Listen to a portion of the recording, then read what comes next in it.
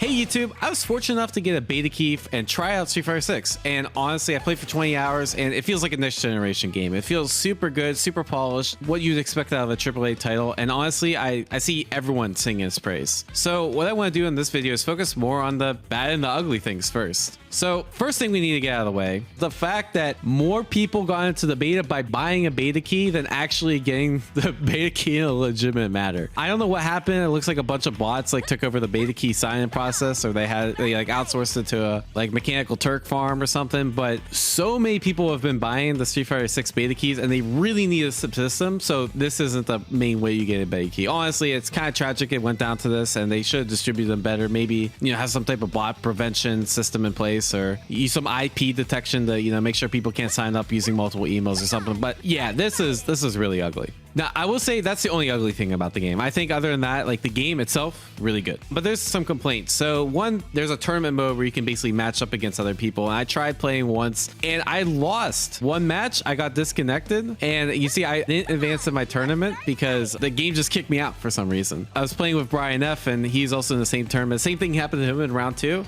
Wait, leave cabinet. It's 1-1. Wait, what happened? I lost? It was 1-1. Tournament mode is super glitchy. The same thing with the rank mode. Honestly, you know, you'll get this like waiting for opponents. You'll be waiting for a rank match for a really long time, and you also couldn't queue in training mode for a rank match, so it made ranked match like really hard to use. I hope they're gonna fix that for the full version, but it was like really inconvenient to play ranked mode in this beta. Second thing is the music is kind of trash. Okay, at least compared to other games. The thing is, like, you know, it's better than DNF, where DNF only gives you like 6 soundtracks to work with. But I think the music in this game in general is just not, it feels kind of like generic EDM. And I know a lot of people are saying, you know, L, you know, you have bad taste, whatever. How are you supposed to compare it to like bangers from Guilty Gear or bangers from like other anime games I've played? Maybe I'm just spoiled by Guilty Gear, but really not a big fan of the music. Except there's a couple standout tracks, especially when Kimberly does her level 3. You get like special sound.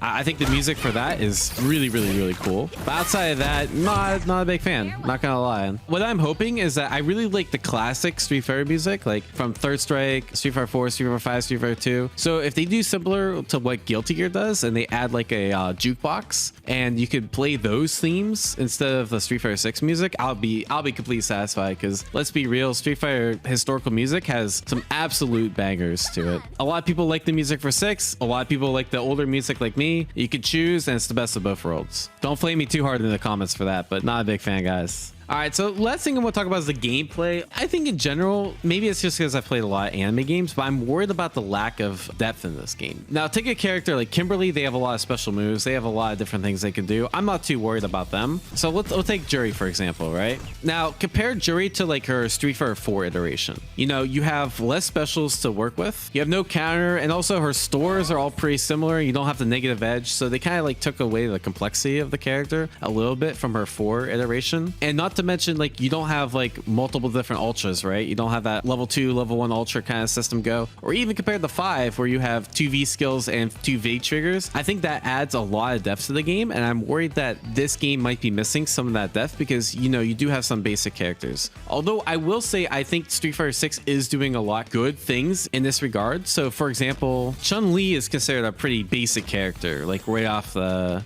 base. But if you look at her command list, you know, she has a lot of different moves. Not to mention, she has a whole stance. She has a core circle back punch stance, and she has 6 different moves out of it. So I think it's really cool that they're adding complexity in the sense that they're adding new moves. And I think for most characters, I think that works really well. And I'm super happy with how Kimberly turned out. You know, you see her command list, and it's very long. You got a lot of different things to go for. And as a more advanced player, I really respect that. And I really want Capcom to release more characters that have a lot more technical depth to them, because I think that's what makes a character fun for me, is being able to lab out new things with a character, you know, a couple weeks or a month or longer into the game. So I hope they continue the trend of adding characters like Kimberly for the more advanced players, while also, you know, keeping characters like Guile, Ryu, etc. for the more beginner players. As long as they could strike a good balance between those two, I think I'll be really satisfied with the depth in this game. All right, so let's talk about the pros. A few really good ones everyone's hit on. The netcode feels amazing. Honestly, it feels really, really good. It feels like similar to Guilty Gear. I've had maybe 2 bad connections the whole time. You can also like play on any different stage you want. I think that's really cool. So I recently played a tournament match against Nephew, who's, you know, one of my boys from back in the day, really strong Street Fighter player. And you notice how he's on this, I don't know, you call it like flower garden, oh God, cherry blossom stage. I'm gonna revoke my weave card for that one. This is the same exact tournament match, same exact time we're playing, completely different stage. They made the stages client side, which is really, really smart. I can't believe no other fighting game has thought of this. And so you don't have to worry about, you know, always seeing training mode when you're watching a stream or something like that. Such a cool feature. The game itself feels really fast, fluid. I'm a huge fan of the drive system, how there's like pretty much everything is tied to the same system, right? Parry, drive, rush, drive impact. They all take drive gauge. You have to be really careful of your meter, because if you get exhausted, it's like the worst thing in the world. Here's a quick example of why that's the worst thing in the world. You see, I'm playing against my boy Fame, and if you're exhausted, you just get drive impacted. It's so hard to beat drive impact if you're exhausted. So, you know, stuff like this happens where, okay, I could do drive impact for free because you can't do anything about it. Okay, what do? Oh, I'm just gonna drive impact again because you can't do anything about it. And yeah, that's the penalty for going into exhaustion. So you have to be really, really careful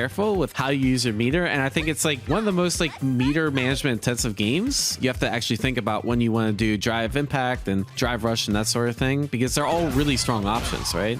Like this gives you a full combo off the overhead, and there's no consensus on how you should spend your meter. I think that's really cool and a really good sign of like a good game. Even just in general, like all the system mechanics feel really potent. Like I said, drive rush feels really good. Drive impact feels very, very, very strong.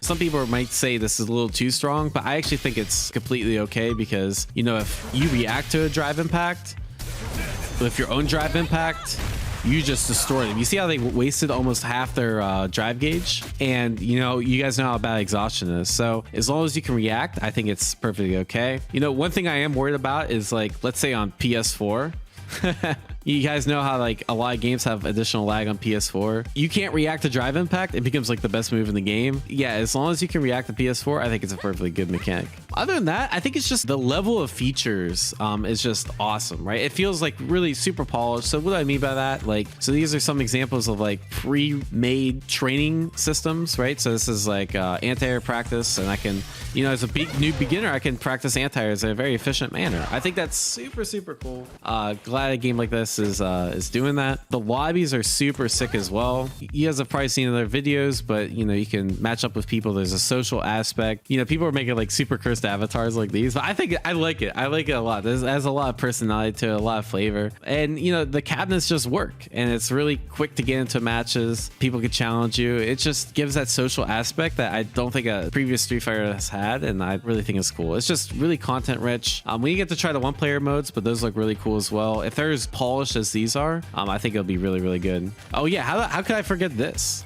The frame meter. Every lab monster's wet dream. You get to see the frames of different moves. I was using this in the beta. I was using it successfully. I remember back in Street Fighter 5, I had to go onto like some janky third-party website in order to look all this information up. Now I could just do it, you know, right in the game. I wish every game had this. I could say that about a lot of features in this game. I think it's great. Can't sing its praises enough. Really looking forward when it drops, and I hope you guys can all try it out, you know, future beta, fingers crossed, or when the game actually drops. So guys, let me know your thoughts down in the comments below. You guys looking forward to this game? You're gonna play it? You know, I'm typically an anime player, but I think I'm really gonna like this game because it, you know, especially Kimberly gives me more of like an anime flair to Street Fighter than I'm used to, and I really, really like that. Really enjoy this game. And yeah, if you want to see more content like this, please get sure to like, share, and subscribe. And gonna be dropping, you know, tutorials, guides for this game. So if you're trying to get good at Street Fighter 6, this is one of the places to be. So yeah, have a good one. I'll see you guys next time, and thanks for watching.